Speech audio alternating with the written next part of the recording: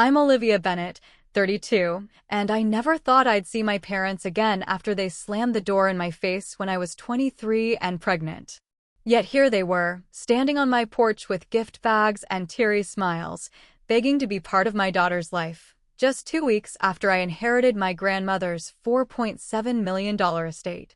Before I dive into how this all unfolded, I'd love to know where you're watching from today.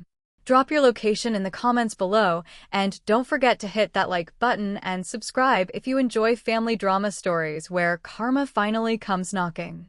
Trust me, you'll want to stick around to see how I handled these people who abandoned me during the most vulnerable time of my life only to reappear when money entered the picture. 9 years ago, my life was following the perfect script my parents had written for me. I was 23, had just graduated with honors from Northwestern University with a business degree, and was dating Derek, the son of my father's business partner. Everyone in our upper-middle-class suburb of Chicago expected us to marry, settle into corporate jobs, and produce grandchildren in the right order. My father, Richard Bennett, was a well-respected commercial real estate developer, and my mother, Elizabeth, was the quintessential society wife who micromanaged every aspect of my appearance and life choices. The first deviation from their plan happened when I discovered my passion for special education during a volunteer program in my senior year. Instead of accepting the corporate position my father had arranged, I announced I would pursue a master's degree in special education. The tension at home became palpable, with my parents treating my career choice as a temporary rebellion. "This little phase will pass," my mother said dismissively during one of our arguments. "You'll come to your senses once you see your classmates advancing in real careers while you're babysitting problem children." Then came the bombshell that would fracture our family beyond repair. 3 months after graduation, I discovered I was pregnant. Derek and I had been careful, but contraception isn't foolproof. When I told Derek about the pregnancy, his response was immediate and cold.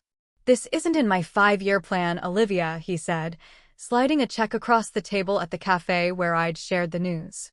"This should cover whatever you need to take care of it. I'm not ready to be a father, and we both know you're not mother material." I sat there stunned, watching as he walked out without a backward glance. The check in front of me might as well have been a grenade with its pin pulled. I didn't cash it. Instead, I decided that despite the unplanned nature of my pregnancy, I wanted this baby. I would make it work somehow. Naively, I thought my parents would support me once they processed the shock. I prepared a detailed plan of how I would finish my master's while pregnant and arrange childcare afterwards. I researched affordable housing options and applied for scholarships and assistance programs. I was terrified but determined. The evening I told them, my parents were hosting a dinner for my father's colleagues. I waited until the guests left before breaking the news in the pristine living room where no evidence of actual living was ever permitted to exist. "I'm pregnant," I said, my voice steadier than I felt. "Derek's not involved, but I have a plan." "You what?" My father's face reddened dangerously. "Is this your idea of rebellion? First that ridiculous career choice, and now this." My mother's reaction was even worse. She didn't yell, she went deadly quiet, her face a mask of disgust. "No daughter of mine gets herself knocked up like some trailer trash," she whispered.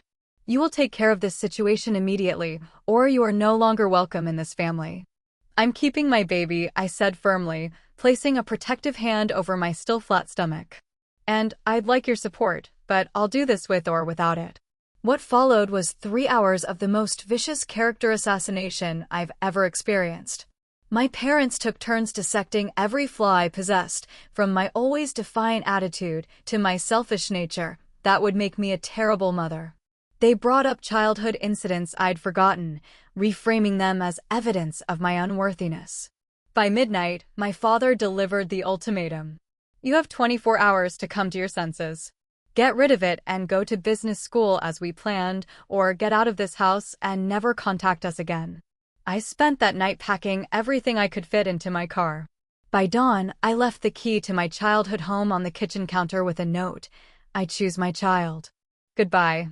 My mother watched from the window as I loaded the last bag. She didn't wave, call out, or shed a tear. Her expression was that of someone watching a stranger leave. I drove to my grandmother's small apartment in the city. My father's mother, Eleanor, had always been the family rebel herself. She had married against her parents' wishes and lived a modest life as a librarian after my grandfather died young. My father had always been embarrassed by her humble lifestyle, limiting our visits to obligatory holidays.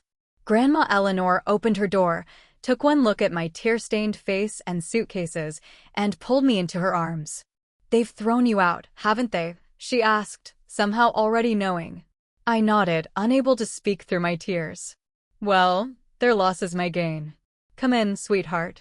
We'll figure this out together." That night, sleeping on her pull-out sofa, I felt both completely lost and strangely free. I had lost my parents, my boyfriend, and my security in one fell swoop. But somehow, cradled in my grandmother's unconditional acceptance, I found the first threads of a new kind of strength beginning to form, one I would desperately need for the challenges ahead. The next 5 years were the hardest of my life, but also the most transformative.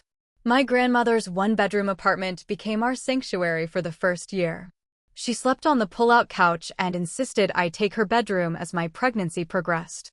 We converted a corner of the living room into a makeshift nursery, painting second-hand furniture and hanging colorful mobiles I made from craft supplies. My daughter, Lily, arrived after a grueling 26-hour labor. Grandma Eleanor was my birth partner, holding my hand and advocating for me when the hospital staff tried to push interventions I didn't want. When they placed Lily's tiny, squirming body on my chest, the world stopped for a moment. Her eyes, dark blue and alert, seemed to look directly into mine with an ancient wisdom. "Hello, little fighter," I whispered. "We're going to be okay." I took a semester off from my master's program, but returned when Lily was 3 months old. Those days blur together in my memory, nursing Lily at 2 a.m. while highlighting textbook passages, writing papers during her brief naps, rushing between classes and home where Grandma Eleanor would be waiting with my hungry baby. I survived on microwaved meals, caffeine, and the kindness of a few classmates who formed a study group that accommodated my chaotic schedule. Money was constantly tight. My part-time job as a teaching assistant barely covered diapers and baby clothes. Grandma Eleanor contributed her modest pension, but we still counted pennies at the grocery store and relied on second-hand everything.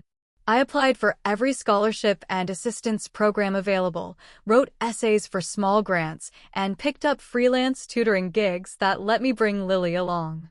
There were moments of despair that I only allowed myself to experience in the shower where my tears mixed with the water and disappeared down the drain before I had to be strong again. On particularly hard days, I would walk past payphones and fight the urge to call my parents to see if time had softened their hearts. But pride and self-preservation kept me from making that call. I couldn't risk another rejection, not when I was barely holding everything together. When Lily was 18 months old, Grandma Eleanor fell and broke her hip. The subsequent surgery revealed complications, and at 78, her recovery was slow and difficult. Our roles reversed as I became her caregiver while still raising Lily and finishing my degree. I arranged my schedule so I could take her to physical therapy, picked up her prescriptions, and learned to cook the bone broth soups she swore helped her healing. It was during one of these physical therapy sessions that I met Marcus, a pediatric occupational therapist. He noticed me juggling a fussy toddler while helping my grandmother with her exercises and stepped in to entertain Lily with puppet games that had her giggling uncontrollably. "You've got quite the fan club there," I said when Lily reached for him the following week. "The feeling's mutual," he replied with a genuine smile that reached his eyes. Marcus became a friend first, offering professional advice for Grandma Eleanor's recovery, bringing developmental toys for Lily that his clinic was discarding, and occasionally dropping off dinner when he could tell we were having a particularly rough day. He never pushed for more, understanding the fragile balance of my life. By the time I completed my master's degree, Grandma Eleanor was back on her feet, and I secured a full-time position at a progressive elementary school with a decent salary and, crucially, health benefits. We moved to a small two-bedroom apartment closer to my work, where Lily finally had her own room decorated with butterfly decals and a reading nook filled with books from library sales. Marcus was there on moving day, assembling furniture and hanging curtains. By then, our friendship had cautiously evolved into something deeper. Unlike Derek, Marcus saw my daughter not as an inconvenience, but as an incredible little person. He would get down on the floor to play with her, listen intently to her toddler stories, and never once made me feel like my motherhood was a burden. "You know, you're nothing like what your parents said," Grandma Eleanor remarked one evening as we watched Marcus pushing Lily on the swings at the park. "They always claimed you were selfish and impulsive. But I've never seen anyone work as hard or sacrifice as much as you have for your child." Her words hit me like a physical blow. "They said that about me?" "Before all this happened." She nodded slowly. "Your father and Elizabeth had a very specific image of what you should be. Whenever you showed independence, they'd call me concerned about your rebellious streak. I always thought that was your best quality." This revelation settled into my bones, the understanding that perhaps the break with my parents was inevitable, pregnancy or not. They had never truly seen me, only the reflection of their expectations. When Lily turned 4, we celebrated with a small party at our apartment. Marcus, Grandma Eleanor, a few colleagues from work, and Lily's friends from daycare gathered around a homemade butterfly cake. As I watched my daughter blow out her candles, surrounded by people who chose to love us, I realized we had created a family of our own making. That night, after everyone left and Lily was asleep, Marcus stayed behind to help clean up.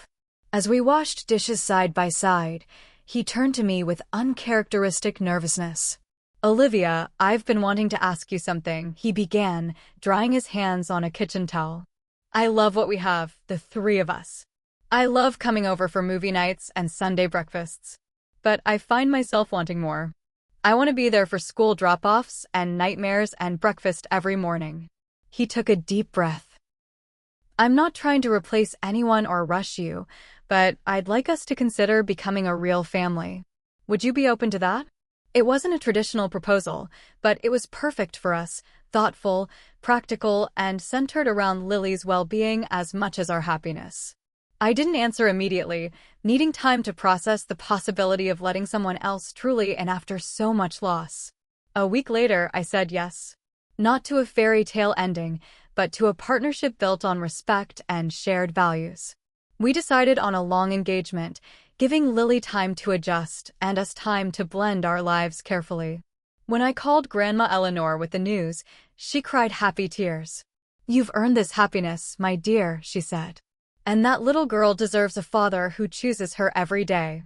As my life stabilized and even began to flourish, I thought less and less about my parents. The raw wound of their rejection had scarred over. I still felt the phantom pain occasionally, when Lily reached developmental milestones I wished my mother could see, or when father-daughter activities at school brought complicated emotions. But these moments grew less frequent as our new life took shape. Then came the phone call that would shake our hard-won stability to its core. The call came on a Tuesday afternoon as I was preparing lesson plans for my third-grade special education class. The school secretary poked her head into my classroom during my planning period. "Olivia, there's a call for you online too. Someone named Gregory Wilkins? Says he's an attorney and it's urgent." My stomach dropped. Had my parents found some way to legally trouble me after all these years? With shaking hands, I picked up the phone. "This is Olivia Bennett." "Ms. Bennett, thank you for taking my call. I'm Gregory Wilkins, attorney for Eleanor Bennett's estate." My breath caught. "Estate? Is my grandmother okay?" The pause on the line told me everything before he spoke again. "I'm very sorry to inform you that your grandmother passed away yesterday evening. According to her neighbors, it appears she suffered a massive stroke while gardening on her balcony." The classroom spun around me as I gripped the desk for support. Grandma Eleanor had just had dinner with us 3 days ago, bringing Lily a new puzzle and telling us about her plans to join a senior travel group for a trip to the Grand Canyon. "There must be some mistake," I whispered. "She was fine. She was healthy." "I truly am sorry for your loss," Mr. Wilkins said gently. "Your grandmother had made arrangements with our firm several years ago. She was very specific about her wishes and named you as her executor. The next hours passed in a blur. I arranged for emergency coverage of my classes, called Marcus to pick up Lily from school, and drove to my grandmother's apartment building in a state of numb disbelief. The police had already been there, and her body had been taken to the medical examiner, but yellow caution tape still blocked her door. Her neighbor, Mrs. Gonzalez, saw me in the hallway and immediately enveloped me in a tight embrace that smelled of cinnamon and laundry detergent. "She was so proud of you, Querida," she said, patting my back as I finally broke down in heaving sobs. Every day she would tell me stories about you and the little one. Every single day. The following morning, I met with Mr. Wilkins at his downtown office. Still shell-shocked with grief, I barely registered the elegant furnishings and the spectacular view of the Chicago skyline from his corner office. "Your grandmother was an extraordinary woman," he began, opening an impressively thick folder. "And far more resourceful than perhaps anyone in her life realized." What he revealed next left me speechless. Grandma Eleanor, my supposedly modest, pension-reliant grandmother, had been quietly wealthy. Very wealthy. After my grandfather died young, she had taken his small life insurance payout and invested it with remarkable acumen. She lived frugally by choice, not necessity, growing her investments over decades while working as a librarian because she loved books and community service. The current value of her investment portfolio is approximately $4.2 million, Mr. Wilkins stated matter-of-factly. Additionally, she owned her apartment outright, worth approximately $350,000 in today's market, and had a vacation cabin in Michigan valued at $175,000. After accounting for some specific charitable bequests to the library system and her church, the remainder of the estate passes to you as her sole heir. I stared at him in disbelief. But she never. We struggled so much. Why wouldn't she have helped us more? Mr. Wilkins smiled gently. She anticipated this question. He handed me a sealed envelope with my name written in my grandmother's distinctive cursive. "She asked that you read this privately." That night, after putting Lily to bed and sending Marcus home with promises to call if I needed him, I sat on my small balcony with a glass of wine and opened the letter with trembling hands. "My dearest Olivia, if you're reading this, I've left this world rather unexpectedly, and you've just discovered that your penny-pinching grandmother was sitting on a small fortune. I imagine you're feeling confused, perhaps even a little betrayed that I watched you struggle when I could have made things easier. Let me explain. When you showed up at my door that morning, pregnant and disowned, I saw in you what I've always known was there, extraordinary strength and integrity. You chose the harder path because it was the right one for you. I could have smoothed that path, yes, but at what cost to your growth? I did help in small ways, that scholarship that mysteriously appeared when your car broke down, the anonymous donation to Lily's daycare that covered 3 months when you were between jobs. That was me working behind the scenes. But I knew something your parents never understood. True character and resilience can't be bought or given. They must be earned through overcoming challenges. The woman you've become, resourceful, compassionate, and fiercely independent, that woman was forged in the fire of those difficult years. Now that you've proven to yourself what you're capable of, this money is yours to use as you see fit. Buy a house, start a college fund for Lily, expand your horizons. But remember that the most valuable inheritance I could ever give you isn't in a bank account. It's the knowledge that you can survive anything life throws at you. I love you, my brave girl. Give my Lily butterfly kisses from her great-grandma. Always with you. Grandma Eleanor. I read the letter 3 times, tears streaming down my face, before folding it carefully and holding it to my heart. The mixture of grief and gratitude was overwhelming. In death as in life, my grandmother understood me in ways my parents never had. The next morning, I called Mr. Wilkins and asked him to begin the process of transferring the assets. He also mentioned that as part of her instructions, an announcement of her passing and the disposition of her estate would be published in the local newspaper the following week. I thought nothing of it at the time. It seemed like a standard legal formality. What I didn't realize was that this public notice would set in motion a series of events that would bring my past crashing back into my carefully reconstructed life. Exactly 2 weeks after the newspaper announcement, my doorbell rang on a Sunday morning. When I opened it, the blood drained from my face as I stared into the eerily familiar eyes of the people who had once told me I was dead to them, my parents, bearing gifts and forced smiles, suddenly very interested in reconnecting with the daughter they had thrown away. I stood frozen in the doorway, staring at the two people I had once desperately wanted to please. My father had aged considerably, his once dark hair now completely gray, deep lines etched around his mouth. My mother looked almost the same, her blonde hair perfectly colored and styled, her clothing expensive and impeccable as always. The only sign of the passing years was the tightness around her eyes that even the best plastic surgeon couldn't completely erase. "Olivia," my father said, his voice cracking slightly. "You look wonderful." "May we come in?" my mother asked, gesturing to the gift bags they carried. "We've brought some things for our granddaughter." The audacity of that claim, "our granddaughter," snapped me out of my shock. "Her name is Lily," I said coldly. "And she's not expecting visitors today." Just then, Lily appeared behind me, curiosity drawing her to the door. At 5 years old, she had my dark hair but her own unique features, a determined chin, inquisitive eyes, and a confidence I never possessed at her age. "Who are they, Mommy?" she asked, peering around my leg. My mother made a small gasping sound. "She looks just like you did at that age."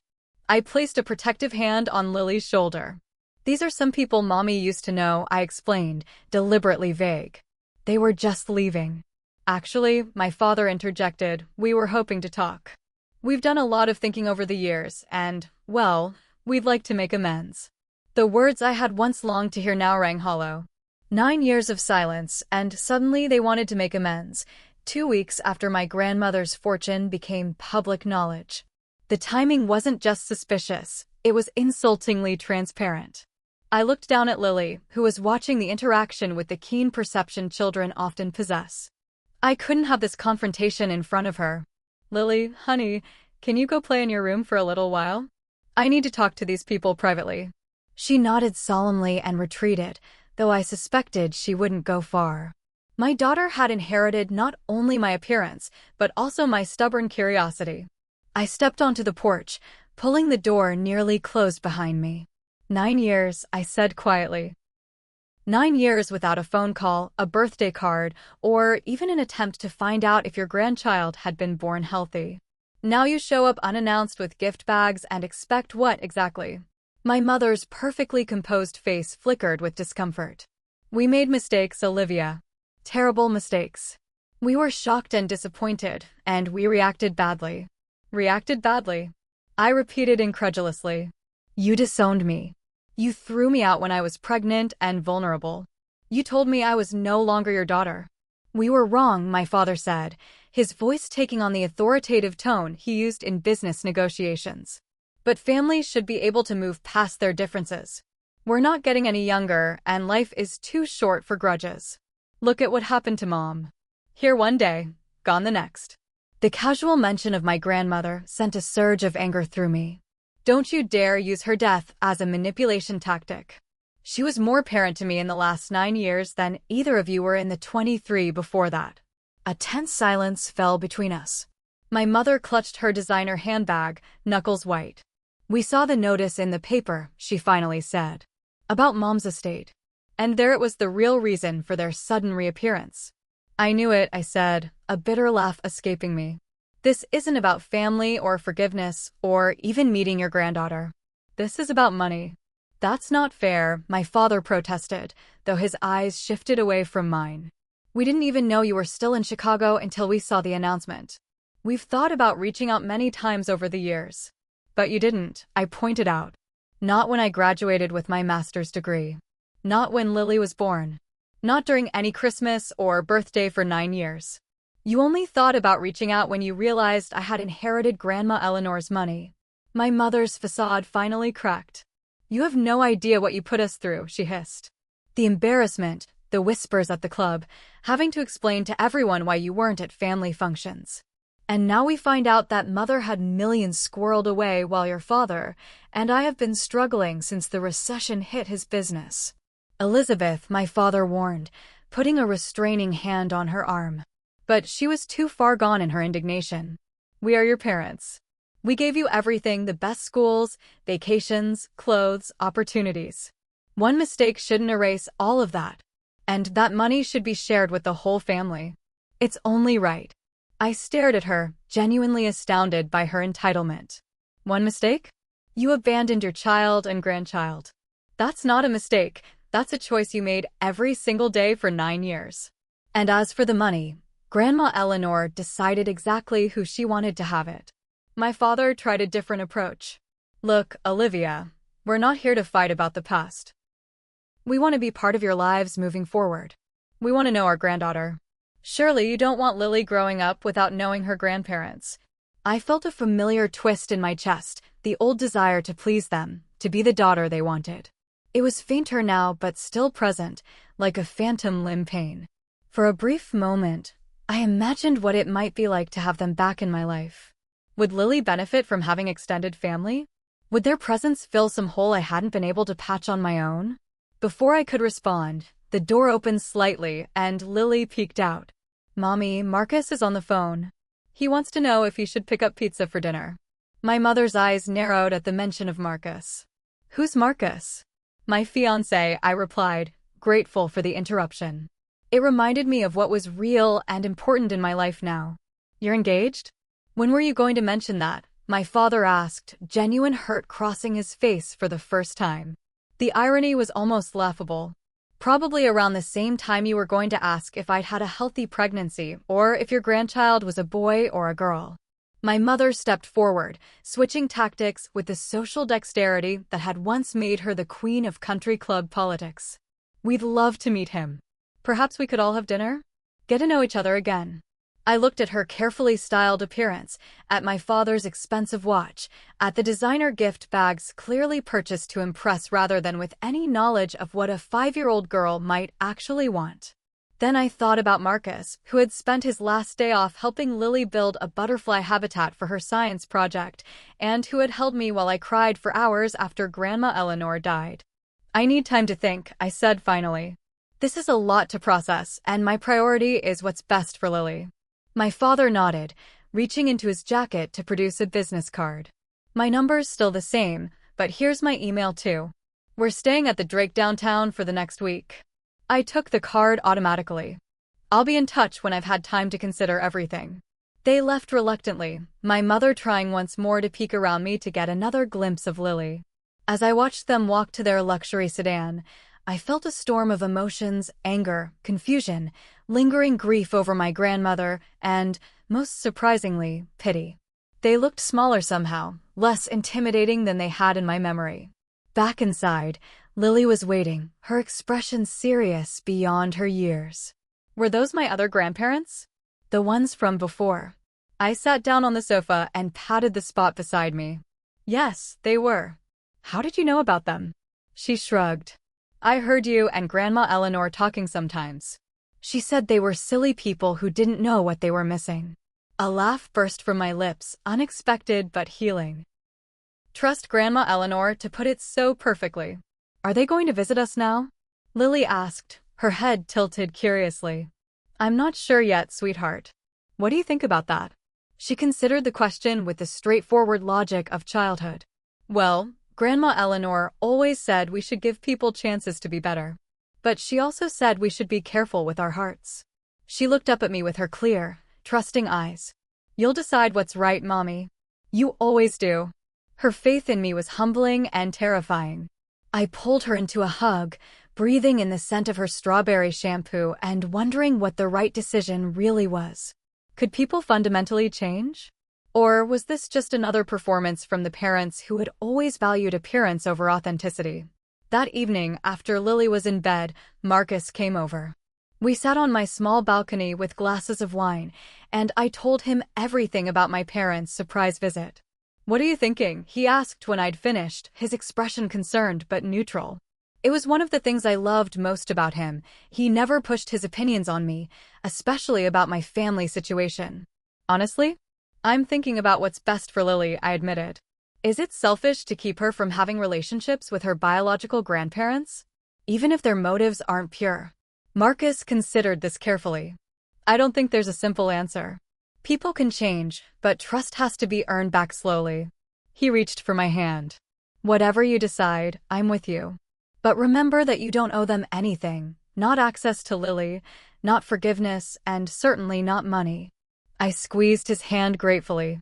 I think I need to meet with them alone first, before I decide whether to let them meet Lily properly. That sounds wise, he agreed. Want me to come with you? No, I said after a moment's reflection. This is something I need to do by myself.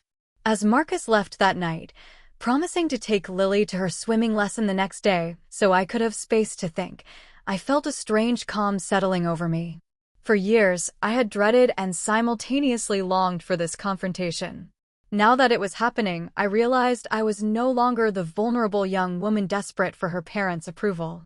I had built a life on my own terms, and whatever happened next would be on those same terms.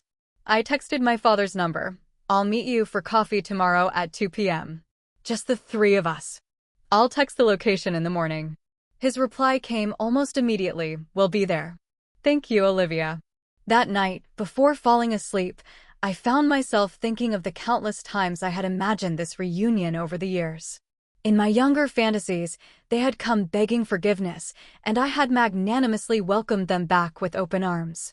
In darker moments, I had imagined rejecting them coldly, making them feel the pain they had caused me. Now, facing the reality, I realized it would be messier and more complicated than any scenario I had imagined. And as I drifted off to sleep, I found myself wondering what Grandma Eleanor would advise me to do now.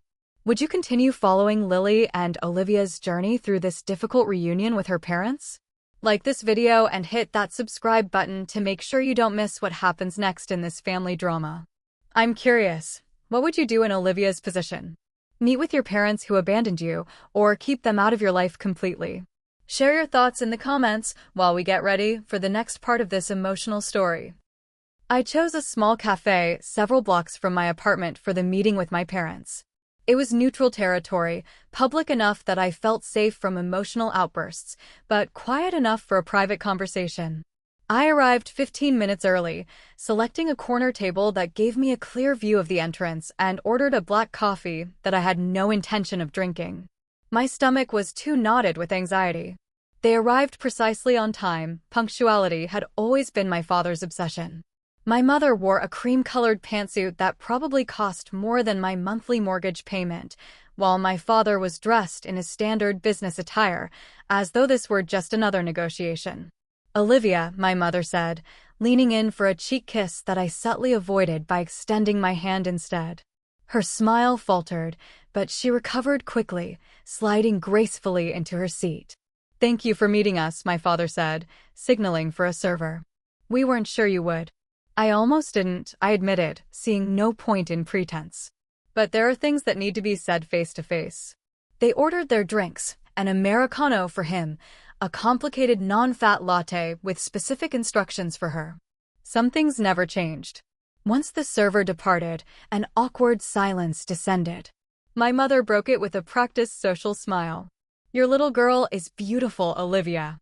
She has your eyes. Lily, I corrected firmly. Her name is Lily, and yes, she's extraordinary. Lily, my mother repeated, as if testing the name. That wasn't on our family name list. I couldn't help the short laugh that escaped me. No, it wouldn't be. I named her after Grandma Eleanor's favorite flowers. The ones she grew on her balcony. My father shifted uncomfortably at the mention of his mother. About Mom's estate. We're not discussing that, I interrupted. This meeting isn't about money. Then what is it about? My mother asked, her tone sharpening slightly. I took a deep breath. It's about establishing boundaries and expectations. If, and that's a big if, I decide to allow you back into my life in any capacity, it will be on my terms, not yours. My father's business face emerged, the one he used when a deal wasn't progressing as planned. That sounds rather one-sided, don't you think? Relationships require compromise. We're not negotiating a contract, I replied evenly. And this isn't a relationship yet. You gave up the right to make demands 9 years ago when you threw me out with nothing. My mother's perfectly manicured hand tightened around her water glass. We made a mistake, Olivia. How many times must we say that? We were shocked and disappointed, and we reacted badly. You keep using that word, mistake, I noted. A mistake is forgetting someone's birthday or making an insensitive comment. What you did was a deliberate choice that you maintained for 9 years. What would you have us do? My father asked, frustration edging into his voice. We can't change the past. No, you can't, I agreed. But you can be honest about it. Starting with why you're really here. And don't tell me it's because you missed me or suddenly developed an interest in your grandchild. The timing makes that story impossible to believe. A tense silence fell over the table. My parents exchanged glances, a wordless communication I remembered well from childhood. My father was always the designated spokesperson for difficult conversations. Your mother's business has been struggling since the recession, he finally admitted. And my real estate investments took a significant hit. We're not destitute, but we've had to downsize considerably. The house you grew up in, we had to sell it last year. I raised an eyebrow. So when you saw the notice about Grandma Eleanor's estate, we thought perhaps there might be an opportunity to rebuild, he finished. Not just financially, but as a family. At least that's partially honest, I said, feeling strangely calm now that their motivations were exposed. But it doesn't explain why you never reached out before. 9 years is a long time to maintain such absolute silence. My mother looked away, her carefully composed expression slipping. Pride, she admitted quietly. And then as time passed, it became harder to know how to begin. We did drive by the university once, my father added. About 6 years ago. We saw you walking across campus with a stroller. You looked determined. Like you didn't need us.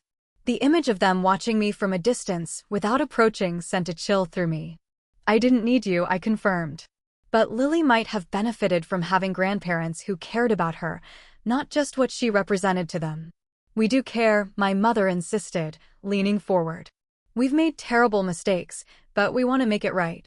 By swooping in now that there's money involved. I challenged. How convenient.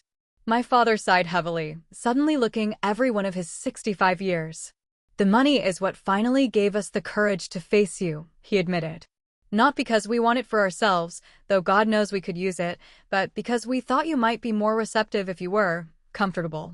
I stared at him, incredulous. You thought I'd be more likely to forgive you if I wasn't struggling anymore? That's your explanation. It sounds terrible when you put it that way, my mother said defensively. It sounds terrible because it is terrible, I replied. You abandoned me when I needed you most, and you only came back when you thought it might benefit you. Do you have any idea what those first few years were like? Working multiple jobs while finishing my degree, relying on food assistance, wondering if I could afford diapers that month. Their faces registered genuine shock. My mother's perfectly applied makeup couldn't hide her pallor. We thought Mom would take care of you, my father said weakly. She did, I confirmed. She gave me something much more valuable than money. She gave me unconditional support and love. She showed me what family really means. I took a sip of my now cold coffee, gathering my thoughts. Here's what's going to happen. I'm willing to consider allowing you limited, supervised visits with Lily. Not because you deserve it, but because she deserves the opportunity to form her own opinions about her family. But this comes with non-negotiable conditions. My father straightened, the businessman in him responding to clear terms. We're listening. First, there will be no discussion of money, not Grandma Eleanor's estate, not your financial situation, nothing. Second, you will respect my parenting decisions without comment or criticism. Third, you will acknowledge Marcus as my partner and Lily's father figure. And finally, at the first sign that you're causing confusion or distress for Lily, all contact ends immediately. They exchanged another look. My mother seemed about to object, but my father placed a restraining hand over hers. Those terms are acceptable, he said carefully. When can we begin? I'll let you know, I replied. I need to prepare Lily first, and I'll want Marcus present for initial meetings. This isn't something we're rushing into. My mother couldn't contain herself any longer. But we're only in town for a week. Surely we could. If rebuilding a relationship with your granddaughter is truly important to you, you'll find a way to extend your stay or return, I interrupted. 9 years can't be fixed in 7 days. My father nodded slowly. You've become quite formidable, Olivia. Your grandmother would be proud. The unexpected compliment caught me off guard. For a brief moment, I glimpsed something like genuine admiration in his eyes. As we prepared to leave, my mother reached for her purse and extracted a small velvet box. I brought this for you. It was supposed to be yours on your 20th birthday. I hesitated before accepting the box. Inside was my grandmother's sapphire ring, the one she had always promised would be mine someday. Mom gave this to you? I asked, confused. No, my mother admitted. It came to me after your grandfather died. Eleanor wanted me to give it to you when you turned 25, but then everything happened. I closed the box and handed it back to her. Keep it for now. If we manage to rebuild some kind of relationship, you can give it to Lily when she's older. As I watched them walk away, I felt neither the vindication nor the closure I had imagined. Instead, I felt an unexpected weight lifting, the weight of wondering if they ever thought about me, if they regretted their decision, if they would ever return. Now I knew, and knowledge, however uncomfortable, was preferable to uncertainty. The week following my confrontation with my parents was a blur of emotional processing. I wavered between anger at their transparently self-serving motivations and a strange, unwelcome sense of pity for how diminished they seemed. The powerful figures who had dominated my childhood had been reduced to aging, financially insecure people grasping at connections they had carelessly severed. Marcus was my rock during this tumultuous time. He listened without judgment as I cycled through various scenarios, sometimes venting my rage at their audacity, other times questioning whether I was being too harsh. There's no handbook for this situation, he reminded me one evening as we sat on the porch swing after Lily had gone to bed. You're allowed to feel conflicted. I just keep thinking about Lily, I admitted. Is it selfish to keep her from knowing them? Or would letting them into her life be setting her up for disappointment when they inevitably reveal their true colors? Marcus considered this thoughtfully. What does your gut tell you about their sincerity? That it's conditional, I replied immediately. They want a relationship with us because they need something: financial security, social redemption, maybe both. If those needs disappeared tomorrow, I'm not convinced they'd still be interested in being grandparents. Then there's your answer, he said simply. Any relationship you allow has to be on terms that protect Lily from that conditionality. I leaned against his shoulder, grateful for his clarity when my own thoughts were so muddled. I need to talk to Lily about this. She deserves some say in whether she wants to meet them. The next morning, I sat Lily down for a gentle, age-appropriate conversation. We were having our weekend pancake breakfast, a ritual she loved because she could design faces and shapes with fruit on top of her stack. Remember those people who came to our door the other day? I began carefully. Your biological grandparents? She nodded, arranging blueberries into a smile on her pancake. The ones who were mean to you when I was in your tummy. I winced slightly at her direct characterization, though it wasn't inaccurate. Yes, those are the ones. They'd like to meet you properly and spend some time getting to know you. Lily looked up, her expression serious. Do they still think you made bad choices? The question caught me off guard. What do you mean, sweetheart? Grandma Eleanor told me they were mad because they thought you made bad choices. But she said they were wrong because I wasn't a bad choice, I was the best choice. Tears sprang to my eyes at this evidence of my grandmother's loving wisdom. Even in my absence, she had been carefully shaping a narrative that protected both Lily's self-worth and her understanding of our family history. Grandma Eleanor was absolutely right, I assured her, reaching across to squeeze her small hand. You are the best choice I ever made. And to answer your question, I think your biological grandparents have realized they were wrong about some things, but they're still figuring out how to admit that. Lily considered this while chewing thoughtfully on a syrup-soaked bite.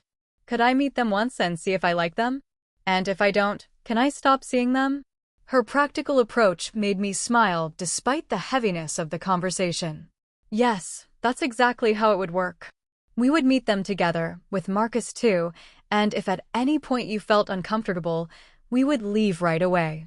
She nodded decisively. Okay then. I'll meet them. But I'm not calling them Grandma and Grandpa. Grandma Eleanor was my only grandma. That's perfectly fine, I assured her, marveling at her emotional intelligence. You can call them Mr. and Mrs. Bennet, or Richard and Elizabeth if you prefer. I'll think about it, she said with the seriousness of a judge delivering a verdict, then promptly returned to her pancake artwork. Later that day, I called my father and arranged for them to meet us at a child-friendly restaurant with outdoor seating the following afternoon. I emphasized that it would be a short meeting and that Marcus would be joining us. We look forward to it, my father said formally. And we appreciate the opportunity. The meeting itself was awkward but civil. My mother had clearly gone shopping for the occasion, bringing Lily an age-appropriate doll that showed she had at least done some research on current children's interests. My father seemed genuinely nervous, his usual commanding presence subdued as he carefully asked Lily about her school and activities. Lily, for her part, was polite but reserved, answering their questions with the minimal information necessary. She stayed close to Marcus, occasionally whispering observations in his ear that made him smile reassuringly at her. She's in the top reading group at school, my mother commented at one point. Intelligence runs in the family. Lily works very hard, I corrected firmly. Her achievements are her own. After about 45 minutes, I could see Lily growing restless and used it as our cue to leave. We should be heading home. Lily has homework to finish before dinner. Of course, my father said, though disappointment flickered across his face. Perhaps we could do this again before we leave town? I glanced at Lily, who gave a small nod. We could meet at the park near our house on Thursday, I suggested. Lily has soccer practice, and you're welcome to watch. We'd like that, my mother said quickly, before my father could respond. As we walked to our car, I asked Lily what she thought of meeting her biological grandparents. She considered the question with typical thoroughness. They're okay, she finally declared. But they look at me funny, like they're trying to find something. Her perceptiveness never ceased to amaze me. What do you mean, honey? Like they're looking for you in my face, or maybe themselves. She shrugged. It's weird. Marcus laughed softly, ruffling her hair. Pretty insightful observation there, kiddo. The next few meetings followed a similar pattern: brief, supervised interactions in public places. My parents extended their hotel stay by another week, clearly hoping to establish enough of a connection to justify ongoing contact after they returned home. During this time, I maintained firm boundaries, shutting down any attempt to discuss financial matters and redirecting conversations whenever they veered toward criticizing my life choices or parenting decisions. To their credit, they seemed to be making a genuine effort to respect these boundaries, though I could tell it was challenging for them, particularly my mother. After their third visit with Lily, I agreed to meet my parents alone for coffee again. It was time to discuss what happened next. We're returning to Chicago next weekend, my father began once we were settled. We've been thinking about our options, and we're considering relocating here permanently. I nearly choked on my tea. Relocating? Because of us. Partially, he admitted. But also because there's nothing really keeping us in Chicago anymore. The house is gone, the business is struggling, and most of our friends have either moved to Florida or are too wrapped up in their grandchildren to socialize much. What would you do here?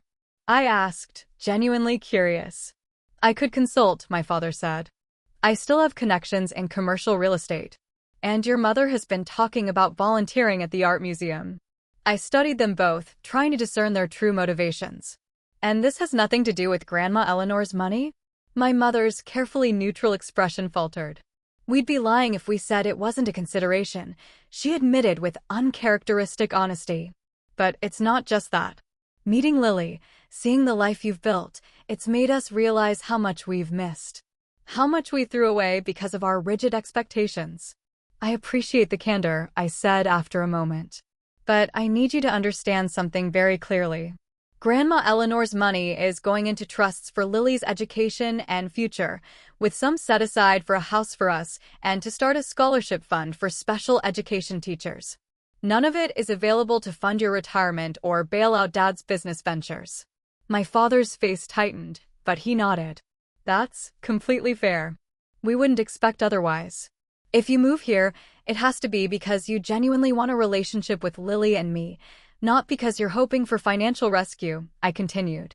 And that relationship will continue to have boundaries. We understand, my mother said quietly. We've lost the right to expect anything else.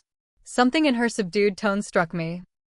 For perhaps the first time in my life, I saw my mother as a whole person rather than just my parent, someone with her own fears and regrets, someone capable of recognizing her mistakes even if she struggled to fully acknowledge them. If you're serious about relocating, I'd suggest looking at Riverside, I found myself saying. It's about 20 minutes from us, has a good community for seniors, and the housing market there is more reasonable than closer to the city. They exchanged surprised glances at this practical suggestion. We'll look into it, my father said cautiously, as if afraid a sudden movement might shatter this fragile moment of cooperation. As our meeting concluded, my mother hesitated before gathering her purse. Olivia, would you consider having dinner with us next week? Just the adults. Perhaps with Marcus too. Before we go back to Chicago to make arrangements. I considered the invitation. A formal dinner represented a significant step toward normalizing our relationship. Was I ready for that? The answer surprised me. Yes, I think that would be all right. Let me check with Marcus about his schedule. My mother's face brightened with genuine pleasure. Wonderful. Just let us know what works for you both. As they left, I sat alone for a few minutes, processing the unexpected turn this confrontation had taken. I had anticipated either a clean break or a highly conditional, arm's-length relationship. Instead, we seemed to be moving towards something more nuanced, not forgiveness exactly, but perhaps a new beginning built on clearer expectations and honest acknowledgement of the past. That evening, I shared the developments with Marcus as we prepared dinner together. So they want to move here, he summarized, dicing tomatoes for the salad. How do you feel about that? Conflicted, I admitted, stirring the pasta sauce. Part of me is still angry and doesn't trust their motivations. Another part recognizes they're making an effort, however imperfect. Marcus set down his knife and turned to face me. You know what I think the real question is? Not whether they deserve another chance, but whether having them in your life, in Lily's life, adds value or causes harm. I considered his words carefully. When you put it that way, I think the potential for value is there, as long as we maintain clear boundaries. And Lily seems curious about them, if not overly attached. Then maybe the answer is to proceed cautiously but remain open to possibilities, he suggested. People can change, especially when they're confronted with the consequences of their actions. Your parents lost 9 years with an amazing daughter and granddaughter. That's a powerful motivator for genuine change. I leaned into his steady presence, grateful once again for his balanced perspective. When did you get so wise? He laughed, kissing the top of my head. Probably around the time I fell in love with a woman who taught me that family is something you create through choices and actions, not just blood. As I finished preparing our family dinner, I realized that perhaps that was the most valuable lesson from this entire ordeal, that family was defined not by obligation or genetics, but by who showed up consistently with love and support. By that definition, my real family had been right in front of me all along, Marcus, Lily, and the memory of Grandma Eleanor guiding us forward. 3 months after my parents' unexpected appearance on my doorstep, I stood in the empty living room of our new house, sunlight streaming through the bay windows. The 4-bedroom Craftsman with its welcoming front porch and backyard oak tree was a far cry from our small apartment. Boxes were stacked against walls, waiting to be unpacked, and the echoing spaces held all the promise and potential of new beginnings. What do you think? Marcus asked, coming up behind me and wrapping his arms around my waist. Having second thoughts? I leaned back against him, taking in the warm wooden floors and built-in bookshelves. Not a single one. It's perfect. Mommy, Lily's excited voice echoed from upstairs. Come see my room. Marcus helped me put up the butterfly decals already. Be right there. I called back, smiling at Marcus. You're spoiling her. He shrugged unapologetically. It's her first real house with a yard. I figured her room should be priority one. As I climbed the stairs to inspect Lily's handiwork, I marveled at how much had changed in a matter of months. The inheritance from Grandma Eleanor had allowed us to buy this beautiful home in a neighborhood with excellent schools, set up a comprehensive college fund for Lily, and establish the Eleanor Bennett Scholarship for aspiring special education teachers, a tribute to both my grandmother's generosity and my own professional passion. But the material changes were perhaps the least significant transformations in our lives. My parents had indeed relocated, purchasing a comfortable condominium in Riverside, about 20 minutes from our new home. Their move had been finalized just 2 weeks ago, and they were still in the process of settling in. Our relationship remained a work in progress, complex, sometimes tense, but gradually evolving into something that, if not entirely healed, was at least honest. The most surprising development had been my mother's genuine efforts to connect with Lily on Lily's own terms. Instead of pushing her own interests or expectations, she had taken the time to learn about Lily's passion for butterflies and science, even enrolling in a master gardener class so she could help Lily plant a butterfly garden in our new backyard. It was a small gesture, but a meaningful one that demonstrated a willingness to adapt that I had never seen from her before. My father had been slower to find his footing in his new role. His traditional ideas about family relationships made it difficult for him to relate to the independent, outspoken granddaughter who bore little resemblance to the compliant child I had been. But he was trying in his own way, showing up consistently for Lily's soccer games and listening with genuine interest when she explained her science projects. "These look amazing," I told Lily as I entered her room, where iridescent butterfly decals now adorned one wall in an artistic pattern. "You and Marcus did a great job." "It's just the beginning," she informed me seriously. "We're going to add more decorations tomorrow, and Grandma Elizabeth said she'll help me plant real flowers that will attract real butterflies once spring comes." The casual use of Grandma Elizabeth, a compromise Lily herself had devised, still felt strange to my ears, but I was adjusting. My parents had earned the titles through consistent presence and respect for our boundaries, though I had made it clear to Lily that she could change what she called them at any time. "That sounds wonderful," I said, sitting on her window seat. "Are you excited about your new school?" She nodded enthusiastically. "Miss Johnson sent me an email. She said she can't wait to meet me and that the science club has a terrarium with real caterpillars they're watching become butterflies." My heart swelled at her excitement.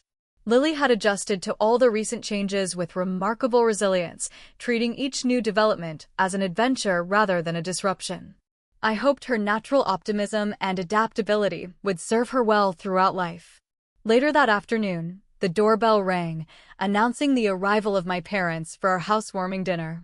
Marcus had insisted on cooking, claiming he wanted to break in the new kitchen properly. The enticing aroma of his signature lasagna filled the house. My father entered first, carrying a potted plant. "Housewarming gift," he explained somewhat awkwardly. "It's a peace lily. The florist said they're easy to maintain and good for air quality." The symbolism wasn't lost on me, a peace lily for a new chapter. "Thank you," I said sincerely. "It's perfect for the front hallway." My mother followed with a more practical gift, a basket of household essentials and a gift card to a home improvement store. "Just some basics to get you started," she explained. "And the card is for whatever projects you decide to tackle first."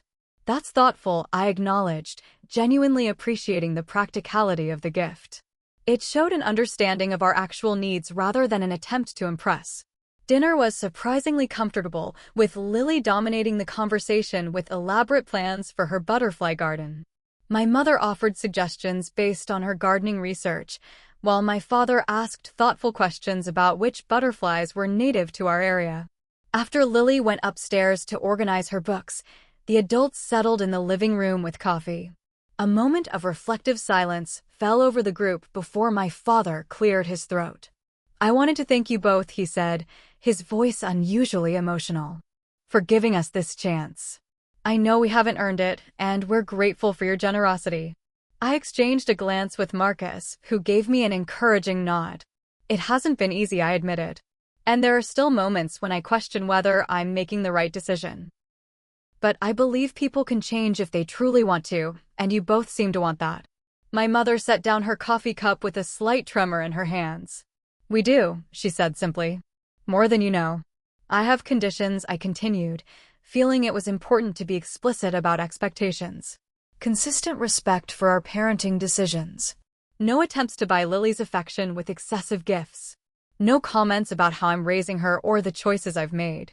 And absolutely no pressure on her to conform to your expectations the way you pressured me. They both nodded solemnly. My father leaned forward, hands clasped between his knees.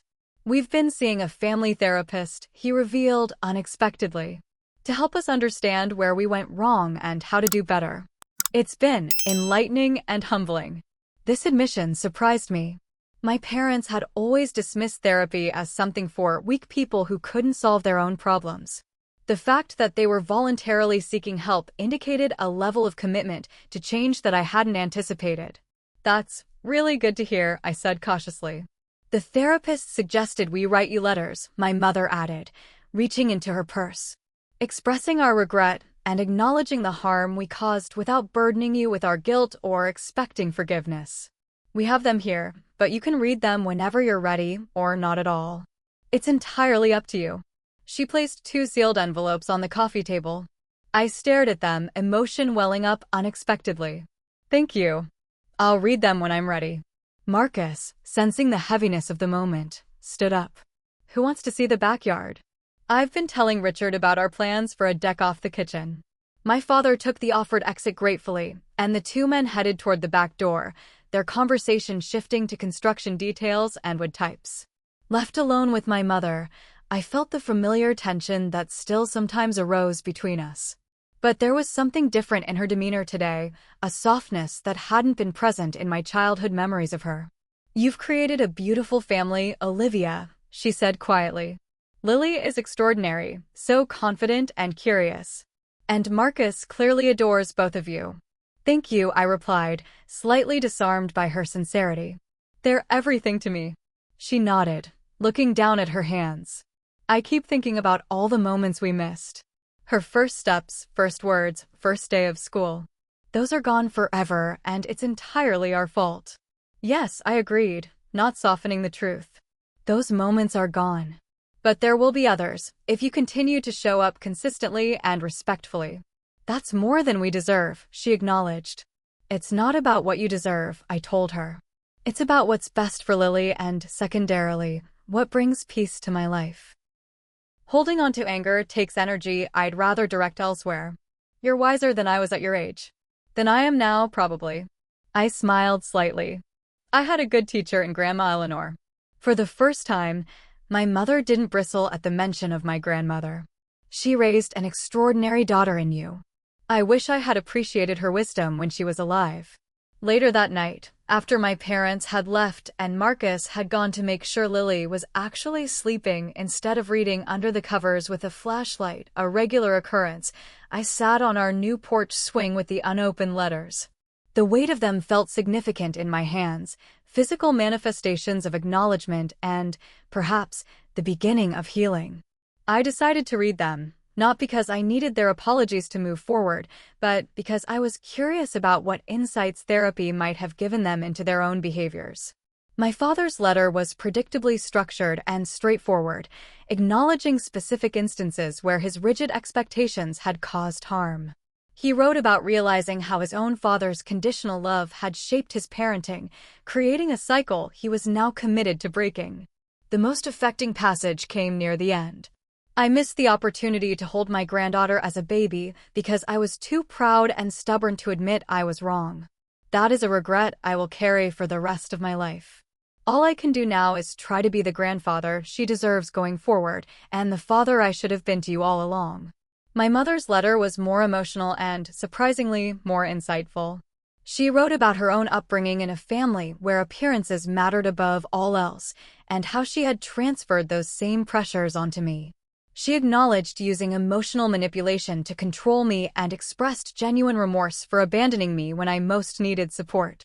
Seeing you now, confident, successful, and a wonderful mother despite our failures, has forced me to confront how wrong I was about everything. You didn't need our rigid guidance to become an exceptional person. In fact, you became exceptional by breaking free of it. I am more proud of the woman you've become on your own terms than I ever would have been of the daughter I tried to mold in my image. I folded the letters carefully and returned them to their envelopes, unexpectedly moved by their contents. They didn't erase the past or magically heal old wounds, but they represented something I had never received from my parents before, honest acknowledgement without excuses or conditions. Marcus joined me on the swing, handing me a glass of wine. Lily's finally asleep. She wanted me to tell her the story of how we met again. He noticed the letters in my lap. "You read them?" I nodded, leaning against his shoulder. "They're actually pretty insightful. The therapy seems to be helping them understand where they went wrong." "That's promising," he commented, wrapping an arm around me. "How are you feeling about everything?" I considered the question carefully. I think I'm at peace with how things are unfolding. We're creating appropriate space for them in our lives without compromising our values or boundaries. It's not perfect, but it feels right. "Your grandmother would be proud of you," Marcus said softly. "Not just for your success, but for your capacity to allow for redemption without sacrificing your self-respect." I smiled at the mention of Grandma Eleanor. In the months since her passing, I had felt her wisdom guiding me through these complicated waters. Her final gift hadn't been the financial inheritance, but the example she set of living with integrity and compassion, even toward those who had disappointed her. As we swung gently in the evening breeze, looking out at our new neighborhood, I felt a profound sense of gratitude wash over me. The path that had led here had been difficult and often painful, but it had brought me to a place of unexpected wholeness. I had a partner who loved me unconditionally, a daughter who amazed me daily with her spirit and intelligence, a fulfilling career helping children like those I had once volunteered with, and even the beginning of a healthier relationship with my parents. Most importantly, I had broken the cycle of conditional love and rigid expectations that had dominated my childhood. Lily would grow up knowing she was valued for exactly who she was, not for who anyone else wanted her to be. And in creating that environment for her, I had finally healed the wounded parts of myself as well. The inheritance from Grandma Eleanor had changed our material circumstances, but the true legacy she left was far more valuable. Courage to live authentically, to forgive without forgetting, and to build a family defined by love rather than obligation. As I sat there with Marcus, watching the stars emerge above our new home, I silently thanked her for that greatest of gifts. What family drama or betrayal have you experienced in your own life? How did you handle it? And did you ever reach a resolution like Olivia did with her parents? I'd love to hear your stories in the comments below. If this story resonated with you, please hit that like button and subscribe to my channel for more real-life stories about family dynamics, personal growth, and finding justice in unexpected ways. Thank you so much for watching this journey with me, and remember that sometimes the best revenge isn't cutting people out completely, it's living well and setting boundaries that protect your peace. See you in the next video.